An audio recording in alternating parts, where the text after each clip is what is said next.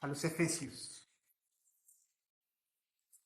Providencialmente ha coincidido nuestra celebración de la primera membresía con los primeros 3 capítulos del libro de la carta de Efesios. Y hoy iniciamos el capítulo 4. Si les invito a abrir sus Biblias, en el capítulo 4 vamos a estar reflexionando de los versículos 1 al 6. Efesios capítulo 4 del versículo 1 al 6.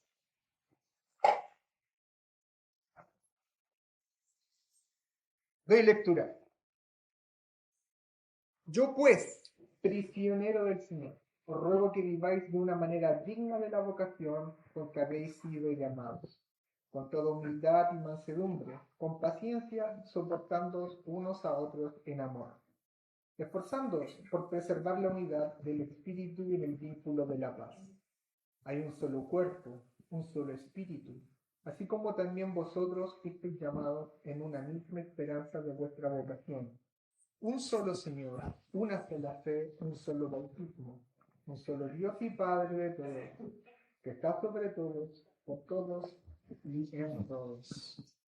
Amado Padre Celestial, damos gracias el día de hoy de poder levantar nuestro clamor y nuestra alabanza a usted, Señor. Damos gracias también por el privilegio de poder sentarnos a sus pies a escuchar su palabra, Señor.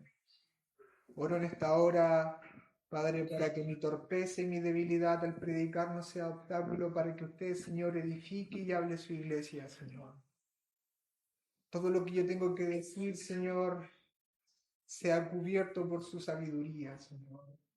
Yo quiero esconderme hoy detrás de usted, Espíritu Santo, para que sea usted hablando a su iglesia, Señor. Ellos necesitan de usted, yo necesito escucharle. Rogamos, Señor, que nuestros corazones sean receptivos. Rogamos, Señor, que nuestros corazones sean tierra fértil para dar fruto para su gloria. Y ruego, Padre, que yo sea lleno de su Espíritu, Padre. Ruego por eso, Señor. Ruego, Señor, que usted me llene de toda su palabra para yo ser fiel a ella, Señor. En el nombre de Jesucristo. Amén. Amén. Así que empezamos con Efesios capítulo 4. Cuando yo era pequeño, vivía o iba mucho tiempo al campo. Y una de las cosas que me gustaba hacer, hermanos, no lo van a creer, era ayudar a algunos amigos a sacar madera de un bosque. Y lo hacíamos a través de una yunta de bueyes. ¿Han visto una yunta de bueyes? Me impresionaba, la verdad, cómo yo amarraba una cadena y estos animales tremendos, gigantes, arrancaban troncos y lo arrastraban grandes. Y yo, simplemente con una picana, con un palo. Yo me preguntaba, ¿cómo estas tremendas maquinarias de Dios son tan dóciles? La verdad es que para amansar a un novillo, lo que hacen es enyugarlo a un buey más maduro. El novillo, por más que quiera estar agachado, el buey más maduro, que es más fuerte y más corpulento, lo va a jalar. Si el novillo quiere ir hacia la izquierda, el buey maduro va a apuntar a donde el campesino le está apuntando. Y la única forma de amansar a un novillo es enyugarle a un buey maduro. Así lo aprende. Y esto es la misma ilustración que ocupa nuestro Señor Jesucristo en su palabra. Él dice que nosotros estamos enyugados a Él como cristianos. En el lenguaje semítico, el yugo era cuando uno aceptaba la enseñanza de un maestro. Y nosotros hemos aceptado y abrazado la enseñanza de nuestro Señor Jesucristo, el Evangelio. Y por lo tanto, si estamos enyugados a Jesucristo, estamos aprendiendo y adquiriendo las características, la personalidad de nuestro Señor Jesucristo. Y es como nos está diciendo Pablo. Lo primero que nos ha dicho Pablo en los primeros 3 capítulos de la carta a los Efesios es mostrar todas estas bendiciones que nuestro Dios nos ha dado en virtud de nuestra unión a Jesucristo. En los primeros 3 capítulos Pablo ha dicho esto. Pero, hermanos míos, si estamos unidos a Jesucristo, nuestra vida debería ser transformada. Nuestra vida debería experimentar cambios. Y eso es lo que nos va a mostrar de los capítulos 4 al 6, que hoy inauguramos. Por lo tanto, nuestra nueva identidad, nuestra nueva condición de hijos, nuestra nueva nacionalidad, la iglesia, debería ser una manifestación visible y cada vez más visible dentro de nuestra personalidad. Y usted va a notar que ahora los sermones van a cambiar un tono. Ya no van a ser tan contemplativos, sino que van a ser más exhortativos. Si usted lee la carta a los Efesios del capítulo 4, se vuelve una serie de exhortaciones y por lo tanto cambian los sermones. ¿Qué quiero dejarles hoy, amada iglesia? En sus corazones. Debes, iglesia de Cristo, esforzarte por vivir conforme a la unión que tienes con Cristo. Debes esforzarte, iglesia, a vivir de acuerdo a estar enyugado con Cristo. Debes esforzarte a vivir conforme a esa realidad. Por lo tanto, el título de este sermón hoy es Viviendo conforme a mi unión con Cristo. Viviendo conforme a mi unión con Cristo. Y nos podríamos preguntar al final del capítulo 3, ¿cómo debemos vivir ahora? Y Pablo en los primeros 6 versículos nos va a dar 3 consejos, que van a ser nuestros 3 primeros encabezados. Esfuérzate en vivir de una forma digna al llamado de Dios en Cristo. Esfuérzate en vivir de una forma digna al llamado de Dios en Cristo. El segundo es esfuérzate en cultivar el carácter de Cristo. Y el tercero es esfuérzate en preservar la unidad de la iglesia. Amén. ¿Están animados, hermanos? Vamos a comenzar entonces. ¿Cómo debo vivir ahora? Lo primero que Pablo va a decir es vivan de una forma digna al llamado de Dios. Vivan de una forma digna al llamado de Dios. Me impresiona mucho cómo empieza Pablo en el versículo 1. Yo, pues, prisionero del Señor, nuevamente no recuerdo. Yo, pues, prisionero del Señor. Y Pablo, para comenzar estas exhortaciones, no apela a su título apostólico. Pablo no dice, yo pues, apóstol de Jesucristo. No, Pablo dice, yo pues, prisionero del Señor. Pablo está apelando a su testimonio.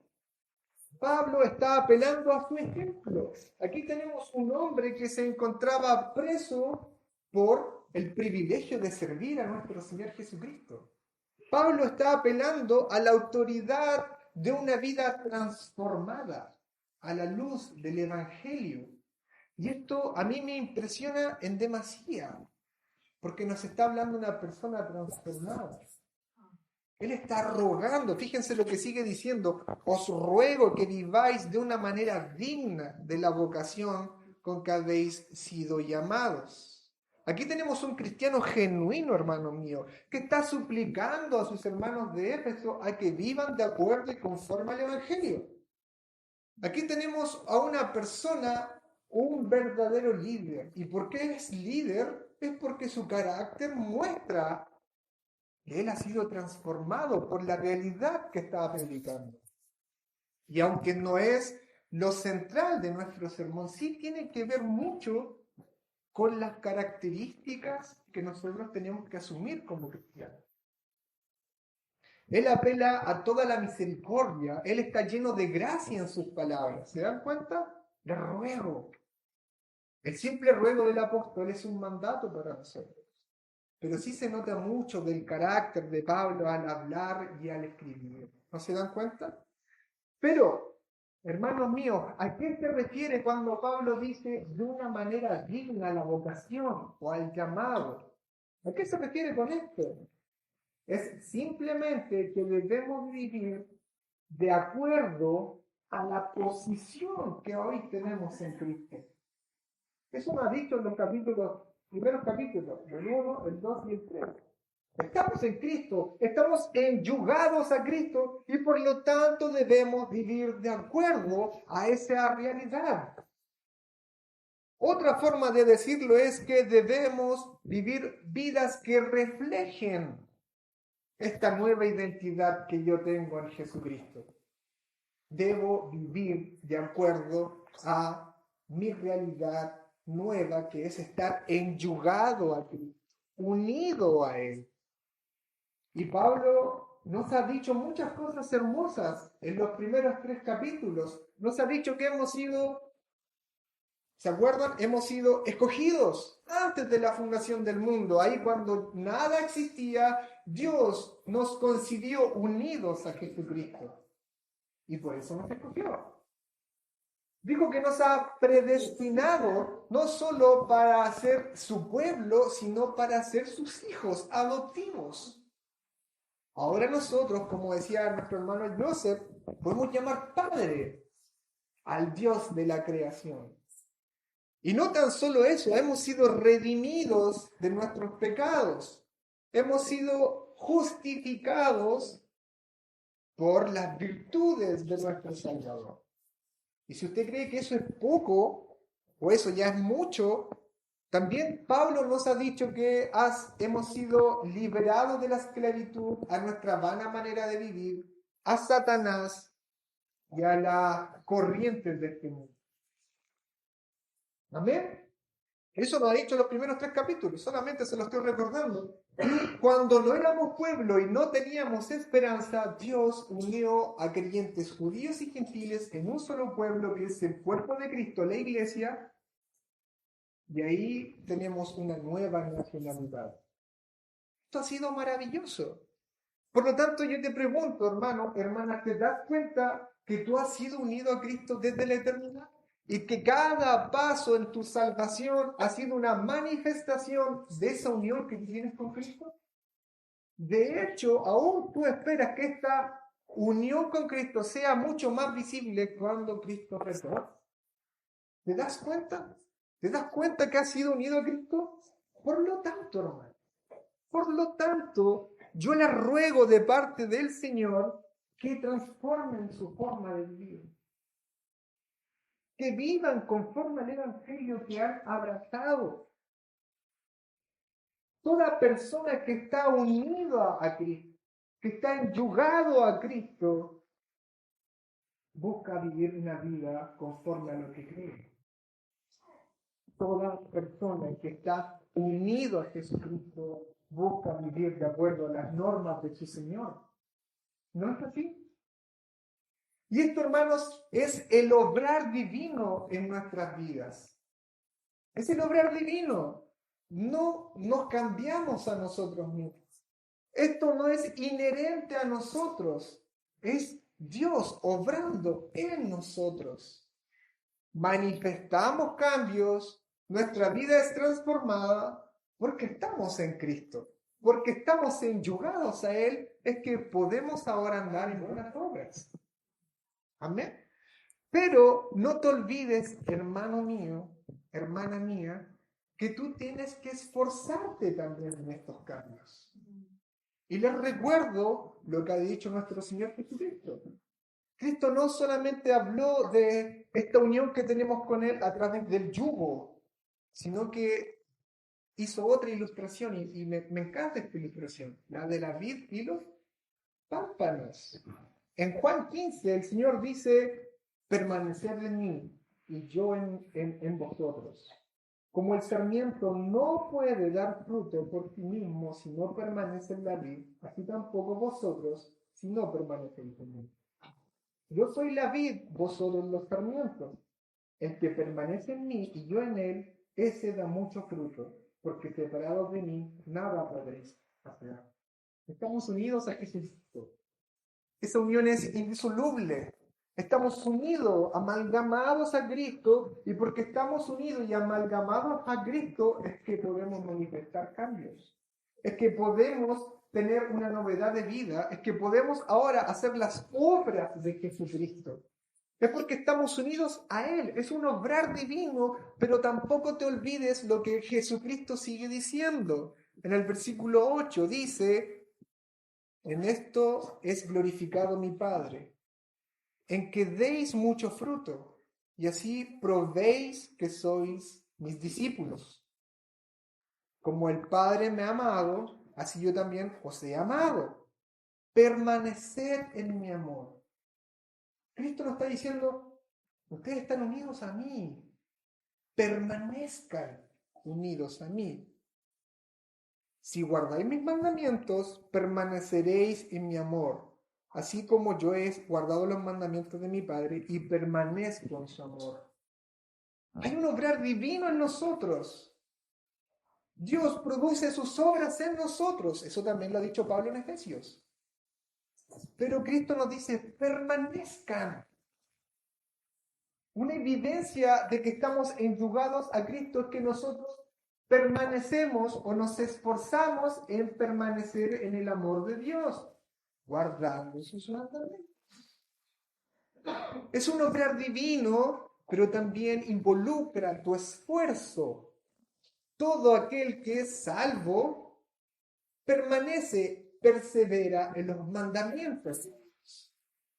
Por eso yo ruego de parte del Señor, hermanos míos, delante del Señor y de parte del Señor, y les digo, esfuércense ustedes por manifestar vidas transformadas, por manifestar vidas que den testimonio de que están enyugados a Cristo y Cristo está haciendo su obra en ustedes, pero ustedes deben esforzarse por permanecer, por dar testimonio cada vez más del Evangelio que han abrazado, por imitar a su Señor.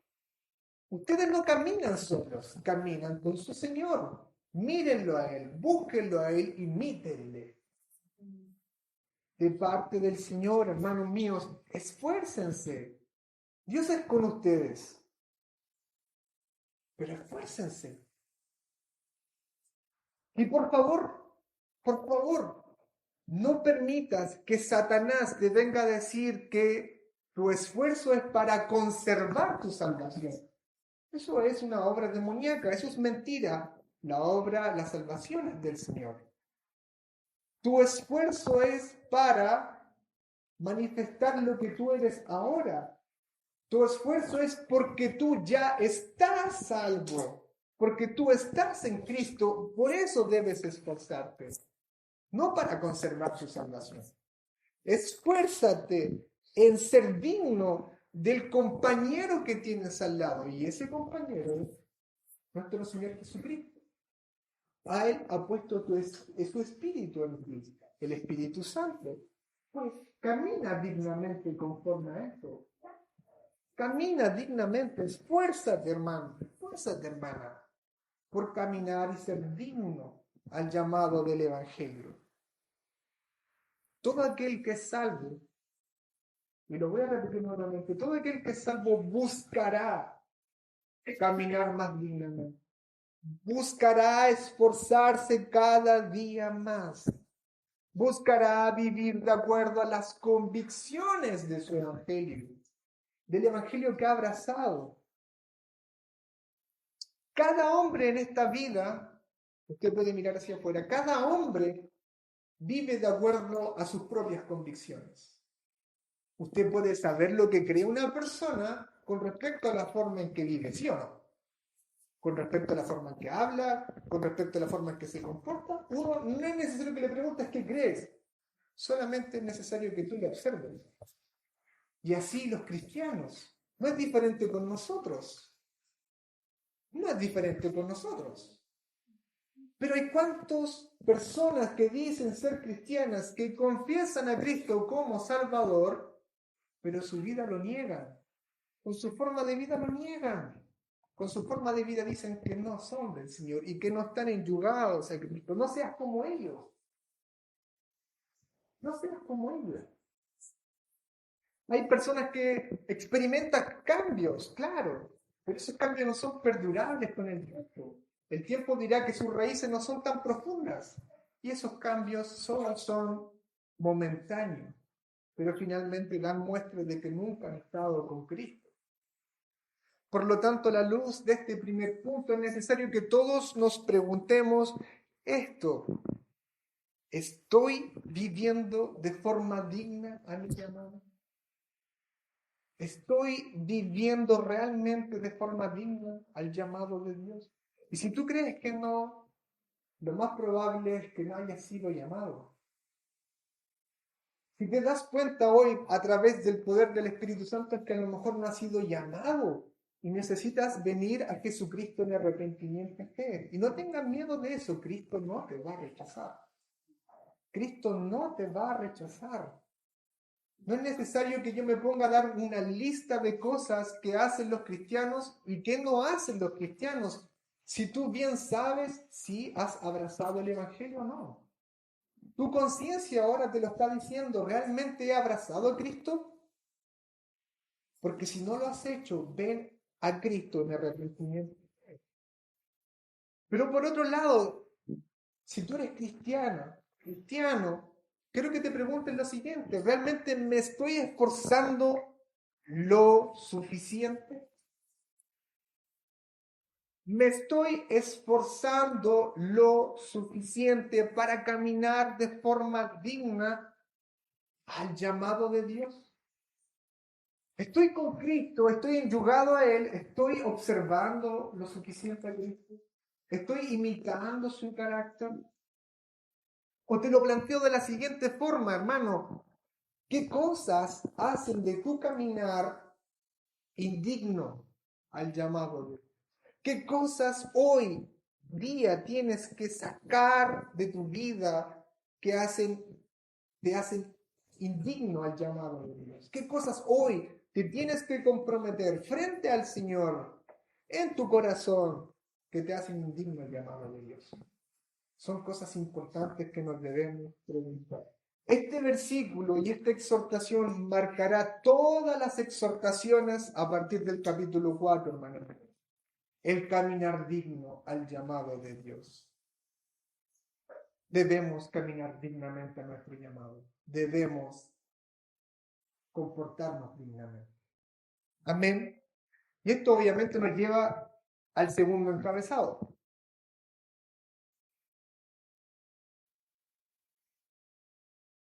¿Cómo debo vivir ahora? ¿Cómo debo vivir dignamente? Y el segundo que dice Pablo, que dice Pablo es: debemos esforzarnos por cultivar el carácter. Un novillo que está enyugado al buey maduro va a asumir su carácter. Va a asumir su carácter. Así como nosotros que estamos enyugados a Cristo, se nos va a pegar su carácter. Se nos va a pegar su carácter. El versículo 2, Pablo dice: con toda humildad y mansedumbre, con paciencia, soportándoos unos a otros en amor. Y hemos aprendido ya en Efesios, permítanme que les recuerdo nuevamente, hemos aprendido en Efesios que nuestro Señor Jesucristo nos ha reconciliado con el Padre. Ahora podemos tener paz. Hay una comunión vertical, se ha restablecido esa comunión que ahora yo tengo con el Padre en Cristo. Y esa comunión que ahora tengo en Cristo me permite ahora restablecer la comunión horizontal que ahora tengo con otros creyentes. De hecho, la comunión que yo tengo con otros creyentes es evidencia de la comunión que yo tengo verticalmente con Dios. Por lo tanto, usted siempre de este púlpito, y todos los que han predicado desde aquí, les va a decir una y otra vez lo mismo: nuestra fe es comunitaria. No nos llamó Dios a vivir una fe a solas con Él. Nos llamó Dios a vivir dentro de una comunidad, en la coinonía y la participación dentro de la iglesia. Y por lo tanto, lo que Pablo está pensando ahora nos está enfocando a vivir primero conforme a esta fe comunitaria. Las virtudes, las 4 virtudes que Pablo nos va a hablar ahora, buscan primero vivir conforme a la vida de iglesia. Y estas 4 virtudes que Pablo menciona acá, primero tenemos la humildad. La primera de ellas es la humildad. Fíjense cómo es el Señor que empieza siempre manifestando la humildad. La persona humilde, hermanos míos, es aquella que entiende su posición frente a Dios. Es aquella que está frente a Dios sabiendo que no tiene mérito alguno de estar delante del trono de la gracia. Es la que sabe que su salvación es por gracia, por las obras de Cristo. Por lo tanto, esa persona que es humilde, que entiende eso, mira al resto de las otras personas como superiores a él. No que ellos sean mejores, sino que él se mira a sí mismo como al servicio de los demás. Así mira el humilde, considera a los demás de más alta estima que los demás, que él mismo. El humilde sabe reconocer y sabe apreciar los dones de los otros y se alegra en su corazón porque el humilde sabe que esos dones son para el beneficio y la edificación de la iglesia. El humilde no se cree dueño de la verdad, no se cree dueño de su propia opinión, porque el humilde sabe que en sumatoria todas las opiniones serían mejor, tienen un mejor propósito, tienen mejores resultados. El humilde no tiene ambiciones dentro de la iglesia. El humilde no tiene ambiciones dentro de la iglesia. La iglesia no es un medio para un fin, no es una plataforma para yo ser visto. No, el humilde mira a la iglesia como el fin. Él se entrega por la iglesia, él trabaja por la iglesia, él trabaja por cada uno de la iglesia. El humilde no busca puestos de prominencia. Para el humilde no es algo menor servir en aquellos puestos que tienen menor honor. Para él no le importa. Él le da lo mismo si está en el púlpito o si está barriendo en la iglesia. Ese es el humilde. El humilde siempre busca la gloria de Dios y la bendición del prójimo. Eso es lo que siempre tiene el humilde en la cabeza, la gloria de Dios y la bendición del prójimo. Qué importante es esto, hermanos, porque todos carecemos de humildad. Todos carecemos de humildad. Estamos llenos de arrogancia, de orgullo y de vanidad. Esto está dentro de nuestro corazón y tenemos que sacarlo. Debemos crecer en humildad. La segunda virtud que Pablo menciona acá es la mansedumbre. Y antiguamente la mansedumbre era más vista porque se correlacionaba con debilidad. Y al contrario, la mansedumbre no es ser débil, es el fuerte cuyo carácter está en completa armonía, que es completamente apacible, que es completamente tranquilo. Ese es el manso. Es un hombre fuerte, una mujer fuerte, que su carácter es muy apacible, como un buey fortachón, pero manso, tranquilo. El manso no se irrita porque es dueño de sí mismo, no pierde los estribos, no se enoja. El manso no es impulsivo, no dice cosas y las larga y las dice, no actúa de forma impulsiva. El apacible siempre, o sea, el manso siempre es mesurado, siempre es mesurado. El manso no anda peleando por sus posiciones, no anda peleando por sus derechos. El manso deja todas las cosas a los pies del Señor. Ese es el carácter de Dios. El manso es un espíritu que está doblegado ante Dios. Él es fuerte, pero es un espíritu que está doblegado, arrodillado frente a Dios. Por lo tanto, él se sujeta a las autoridades. La mansedumbre en una esposa es cuando se sujeta a su esposo. La mansedumbre de un hijo es cuando se sujeta a la autoridad de sus padres. La mansedumbre en la iglesia es cuando se sujetan a sus líderes y a sus pastores.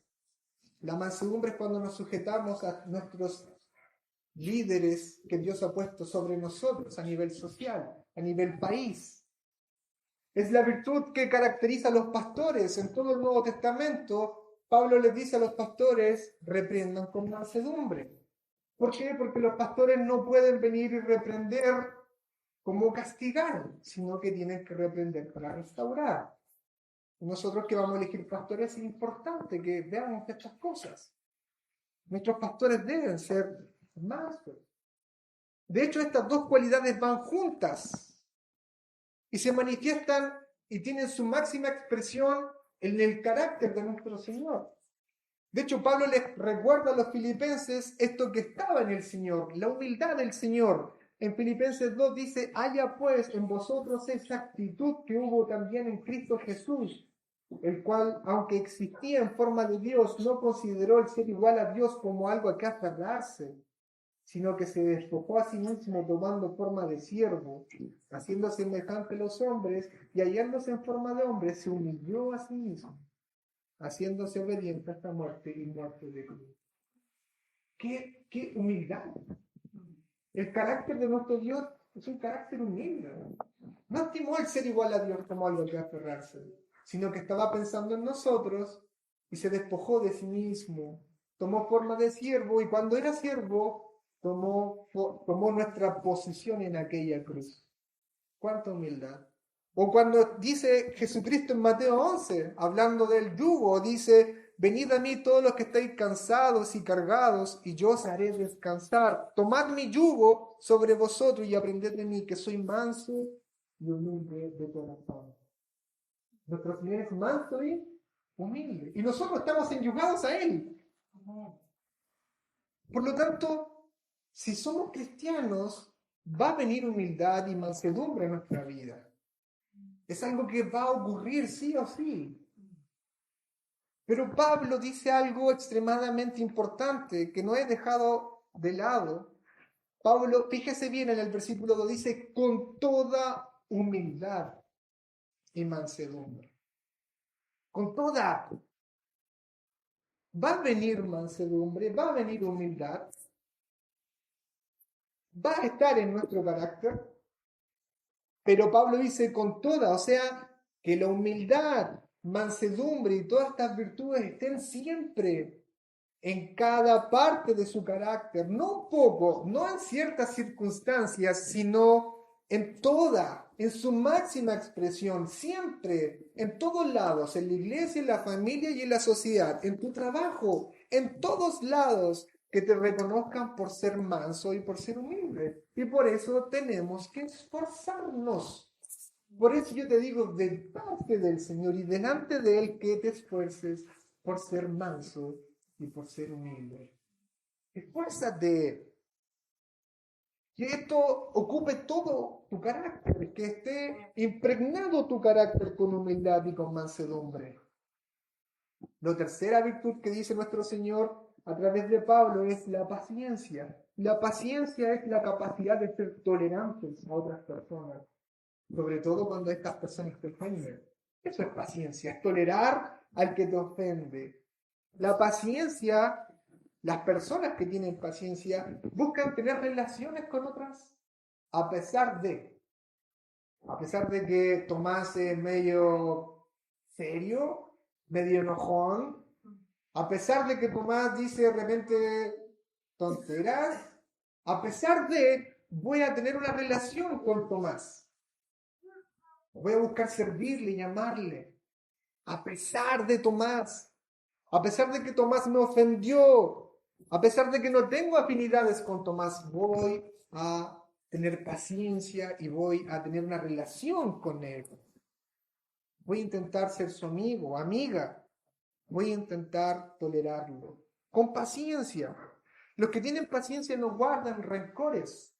Los que tienen paciencia son personas que no tienen tendencia a la ira, que no tienen amargura en su corazón, que no calumnian y no tienen sed de venganza. Son pacienciosas. Esa es la paciencia. Tolerar a pesar de la ofensa. Y esto tiene mucha relación con lo que sigue diciendo Pablo, soportando unos a otros en amor. Y no queramos tapar el sol con un dedo, amados. a medida que nos vayamos conociendo, vamos a ir encontrando en nosotros características que no nos van a gustar del otro. Eso es lo que va a ocurrir. No siempre todo va a ser, oh, todo es amor. No, a medida que nos vamos encontrando, vamos a encontrar características que no nos gustan. Pero Pablo dice, soportándoos unos a otros en amor. No dice soportándoos unos a otros resignados. No dice eso, ¿cierto? Sino que decididos en amor. Amándose. El apóstol está diciendo que se amen, que se soporten, que tengan paciencia los unos a otros en amor. Y de esto Pablo ha hablado mucho. La iglesia de los Corintios es una iglesia llena de dones. ¿Se acuerdan?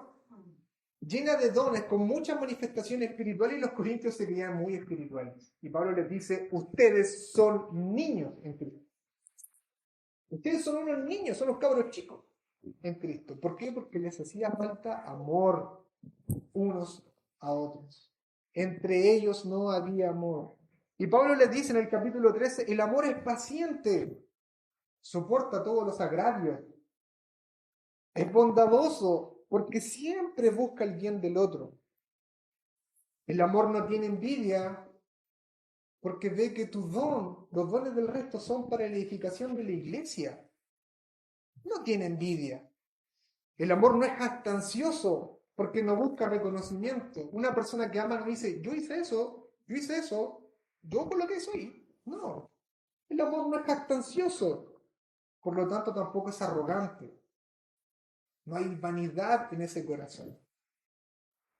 El amor no se comporta indecorosamente. De hecho, el amor no hace nada indebido. El amor es decoroso, siempre es cortés. No es torpe al hablar, no es torpe al actuar, siempre es decoroso, cortés y muy amable. No se irrita, no toma en cuenta el mal recibido, dice Pablo. No se regocija en la injusticia, sino que se alegra en la verdad. Todo lo sufre, todo lo cree. Una persona que ama siempre hay una puerta abierta para el arrepentimiento del hermano. Siempre. Y nosotros que somos buenos para cerrar puertas, ¿sí, no? Mandamos a hacer para cerrar puertas, siempre. No, la dejo bien cerrada, dos llaves. No, la persona que ama es una persona que todo lo sufre, todo lo cree y que todo lo espera. Que espera el arrepentimiento, que espera que la otra persona regrese, que espera, que cree, todo lo cree, que cree realmente que la otra persona realmente le está pidiendo disculpas. Todo lo espera, todo lo cree, todo lo soporta. Es necesario entonces, hermanos, vivir dignamente nuestra unión con Cristo, y eso no significa actuar como cristianos. Muchas personas dicen, yo tengo que actuar como cristiano, tengo que vestirme como los cristianos se visten, tengo que escuchar canciones como los cristianos escuchan canciones. No, actuar dignamente es reflejar el carácter de nuestro Señor. ¿Cuál es? Humildad, mansedumbre, paciencia, soportarnos unos a otros en amor. Y para esto, hermanos, debemos esforzarnos. Debemos esforzarnos. Y tú dices, no conoces al hermano Tomás. No, tú no tienes idea. Tú no tienes idea cómo el hermano Tomás. ¿Me puedes decir eso, cierto? Es que es pesado. Es pesote. Pero hermanos, aún nosotros siendo cristianos, cuánta paciencia, cuánto nos soporta en amor nuestro propio Dios. Amén. Aún siendo cristianos, en Cristo aún seguimos cometiendo errores y nuestro Dios sigue teniendo paciencia y sigue soportándonos en amor. ¿Qué argumento tenemos para guardar rencores y rencillas entre los hermanos dentro de la iglesia? Si nuestro Señor es tan amoroso, es tan amable con nosotros y ha tenido tanta paciencia, debemos esforzarnos en cultivar las virtudes de nuestro Dios, nuestro Señor. estamos enyugados a Él. Aprendamos a mirarle, aprendamos a seguirle, aprendamos a comportarnos como Él se comporta y como Él se comporta con nosotros. Como Él se comporta y se sigue comportando con nosotros, con toda paciencia y soportando unos a otros en amor. Esto en la iglesia y también en tu casa. Y también en el trabajo, en todas partes. Y por último, el tercer encabezado, bueno, ¿cómo debo vivir ahora? ¿Cómo? Lo último que dice Pablo es esforzándose por preservar la unidad del cuerpo de Cristo, de la iglesia. Esfuérzate por preservar la unidad. Pablo sigue diciendo, esforzados por preservar la unidad del espíritu en el vínculo de la paz. Les exhorta a esforzarse, a hacer todo lo posible, a procurar con diligencia, manteniendo el vínculo, la unión que hay los unos con los otros. Ojo, esto es importante. Pablo no le está diciendo, crean unidad. Esto es súper importante entenderlo. Hagan unidad los unos con los otros. No, Pablo está diciendo, esfuércense por preservarla. ¿Por qué? Porque la unidad la provoca el Espíritu Santo. Es el Espíritu Santo quien está obrando unidad dentro del cuerpo de Cristo. ¿Y por qué hago tanto énfasis en esto? Porque Pablo dice, esfuércense en preservar la unidad del Espíritu. ¿Y por qué hago tanto énfasis? La unidad está hecha. Nosotros tenemos que trabajar en preservarla. Y esto es algo activo y no pasivo. Es algo que tengo que hacer con diligencia. Es algo que tengo que esforzarme. Y si yo no estoy haciendo nada, es que realmente estoy desparramando y estoy siendo contrario al Espíritu. Si yo no estoy haciendo lazos, si yo no estoy abrazando a mi hermano, si estoy totalmente comportándome pasivo, es que yo no estoy ayudando al Espíritu Santo. Estoy siendo contrario al obrar de Dios dentro de la iglesia. El Espíritu Santo obra la unidad en la paz, y de esto Mauricio nos habló bastante. Hay paz entre nosotros, y esa paz es lograda por la obra redentora de nuestro Señor Jesucristo. Por lo tanto, hermanos míos, la paz de los unos con los otros es una manifestación de que estamos en Cristo, de que estamos enyugados a Él. Una persona que no procura la paz y que realmente está dispersando y creando desunión dentro del cuerpo, realmente yo no creo que sea cristiano. Porque está siendo contrario al obrar del Espíritu Santo. Todo cristiano genuino es alguien que procura la paz, trabaja para ello. Y yo les digo hoy, de parte del Señor, esfuércense en preservar la paz. Lo he hecho, más todavía. Esfuércense, más. Si usted crea que ha hecho lo suficiente, esfuérzate más por eso. Y nos hemos equivocado bastante. ¿En qué? Hemos creado o intentado o ideado que la unión entre nosotros es a través de estructuras, de funcionamiento. Quiero crear unidad con Mauricio por pasatiempos, por hobbies o por formas de pensar. No, nosotros ya tenemos paz. Y esa es una unión interna y espiritual. No hay que crear paz. Tenemos que preservar la paz. Y ya no todos nosotros, entre nosotros tenemos paz. Y por lo tanto estamos unidos internamente y espiritualmente. No hay que crear ahora unidad a través de cosas externas. Yo no tengo que con la Javi ahora crear un pasatiempo para tener unidad con ella. Ya tengo unidad con ella. Nos une el Evangelio, nos une el Señor. Lo principal que tenemos, lo tenemos en común. Pablo, para terminar esta sección, cita lo que algunos creen es un credo que se transmitía de forma oral. que sintetiza las razones de por qué nosotros tenemos unidad. Y en el versículo 4 dice, hay un solo cuerpo y un solo espíritu. Pablo ha dicho que la iglesia es el cuerpo. Y si el cuerpo es las manos de Jesús en la tierra, los pies de Jesús en la tierra. Y como una persona normal no tiene dos cuerpos, Cristo no tiene dos cuerpos, solo tiene un cuerpo que es la iglesia celestial e invisible. Cristo tiene solo un cuerpo. Por lo tanto, tenemos que aceptar, hermanos, que por más reformado que nos creamos, Dios, nuestro Señor, tiene hermanos en otras denominaciones. Tenemos hermanos en otras denominaciones. Cada iglesia local es una expresión visible de esta gran iglesia universal. Cada una de estas iglesias pequeñas como esta es una expresión visible de la gran iglesia universal y celestial. Dice Pablo que tenemos un solo espíritu. Y fíjense que en el Oriente Medio, una comunidad antes era establecida porque porque bebían de un solo pozo.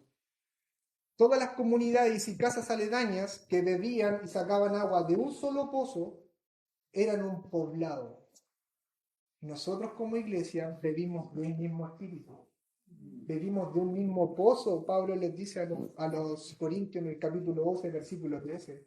Por lo tanto, nuestra unidad no es externa, sino espiritual, porque todos fuimos bautizados en un mismo espíritu, el Espíritu Santo. Y como tenemos el mismo espíritu, todos estamos unidos. Y como tenemos el mismo espíritu que Cristo, estamos unidos espiritualmente a Cristo. Y como estamos en Cristo, estamos unidos a la Trinidad. ¿Puedes creer eso? Me cuesta mucho, pero es una realidad bíblica. Estamos en Cristo, unidos los unos con los otros, y por lo tanto estoy unido y participo, dice Pedro, de la divinidad.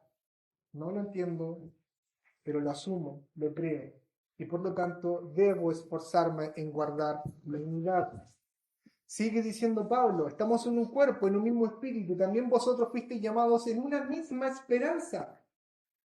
Hermanos, el Espíritu Santo en nosotros ha creado algo, lo mismo en cada uno de los corazones. Tenemos el mismo anhelo, tenemos la misma esperanza. Esa esperanza que de repente sorprende al mundo. Cuando de repente tú caes, el mundo dice, oh, ¿por qué no se desmoronó? ¿Por qué no está en depresión? Tenemos la misma esperanza. ¿Y cuál es esa esperanza? Esa esperanza es el retorno de nuestro Señor para vivir una vida eterna junto a Él. Eso está sembrado en cada uno de sus corazones. Todos fuimos llamados a la misma esperanza, que es vivir una eternidad junto con Jesucristo. Tenemos más en común que diferencias. Amamos a la misma persona. Tenemos el mismo Señor. Tenemos más en común que diferencias. De hecho, lo primordial es lo que tenemos en común. Las diferencias son casi nulas. Muchas iglesias quieren hacer cosas como eliminar las diferencias para crear unidad. No. Nosotros tenemos más en común. Las diferencias pueden quedar, pero tenemos mucho más en común. Las relaciones se deben forjar a través de esa unidad, de la unidad de nuestro credo. Creemos en un mismo Señor, dice Pablo. Hemos sido bautizados en una sola fe. Tenemos un solo bautismo. Tenemos mucho más en común. ¿Por qué no de tener unidad? Antiguamente, por ejemplo, en Éfeso, las personas tenían una deidad, un Dios patronal. Nosotros no, tenemos un solo Dios, un solo Señor y un solo bautismo. Y lo más impresionante de todo es que termina Pablo en el versículo 6 diciendo, un solo Dios y Padre de todos. Tenemos un solo Padre, que es sobre todos, por todos y en todos. Pablo les exhorta a los cristianos de Éfeso a que guarden la unidad que ya tienen.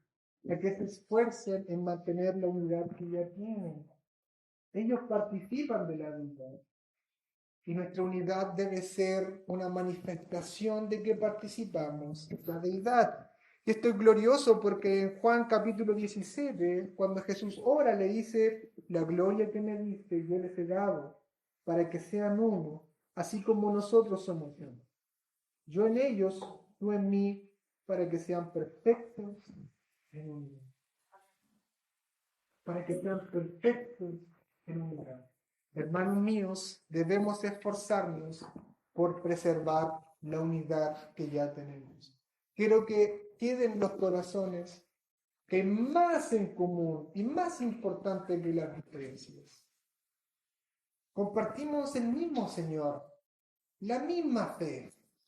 Tenemos más en común, tenemos más de qué hablar, tenemos más de qué compartir.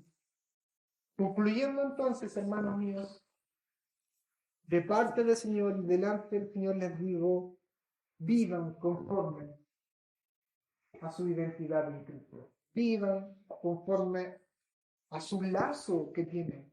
Vivan conforme al Evangelio. Esfuércense por caminar dignamente. Esfuércense por tener el carácter de nuestro Señor Jesucristo. Esfuércense por lograr la unidad de la iglesia. Esfuércense. Esfuércense. Que hemos sido llamados a hacer visible lo que es invisible. Amén. Póngase de pie y oremos, hermano. Amado Padre Celestial, damos gracias, Señor, por todas las realidades y bendiciones espirituales que usted nos ha dado. Pero hoy oramos y rogamos para que usted nos dé la fuerza de vivir conforme a nuestra unión con Cristo. Queremos vivir dignamente conforme a nuestro caminar con Cristo.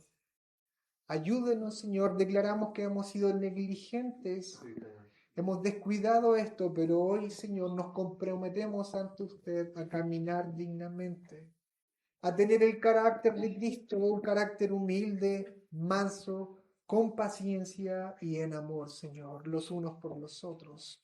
Oro y ruego, Padre, para que su iglesia, que es pequeña hoy, que será grande mañana, puedan ellos crecer más y más en estos conocimientos profundos de la unidad que usted ha logrado en Cristo Jesús nuestro Señor, que ellos puedan ver que tienen más en común que diferencias, Señor.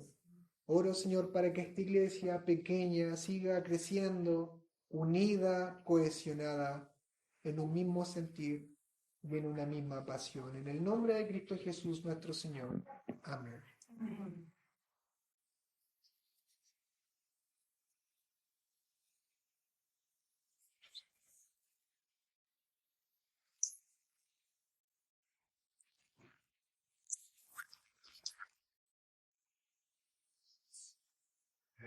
Damos gracias.